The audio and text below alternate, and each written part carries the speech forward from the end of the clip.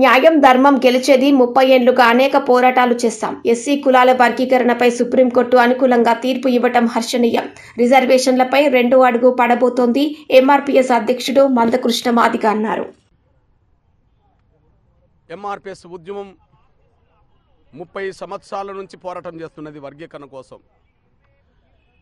ఈ విజయం కోసమే 30 ఏళ్ల తపనతో కూడిన పోరాటం జరిగింది. ఒక జాతికి జరిగిన అన్యాయాన్ని సరిదిద్దడం కోసం జరిగిన పోరాటంలో, జాతిని గెలిపించుకోవడం కోసం జరిగిన పోరాటంలో ఎంతోమంది ఎంఆర్పీఎస్ నేతలు తమ ప్రాణాలను కోల్పోయారు. వారికి ఈనాటి విజయాన్ని అంకితమిస్తున్నాం.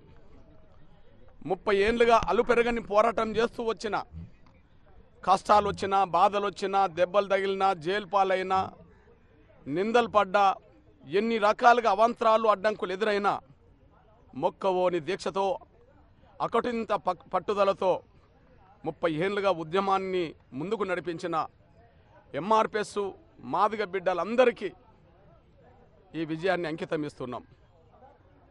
అదే సమయంలో జాతి యావత్తు 30 ఏళ్ళు ఉద్యమం వైపే నిలబడ్డది. ఎన్నో కుట్రలు, ఉద్యమాన్ని దెబ్బతీసే కుట్రలు జరిగినాయి. ఎంతోమంది స్వార్థపరులు వెన్నుపోట్లు పొడిచే ప్రయత్నం చేశారు. స్వార్థపరులైన పలుకుబడి వాళ్ళు అడ్డంకులు కల్పించే ప్రయత్నం చేశారు. అయినప్పటికీ సహనం కోల్పోకుండా, పట్టుదల వదలకుండా ఈ పోరాటాన్ని ముందుకు నడిపించాం.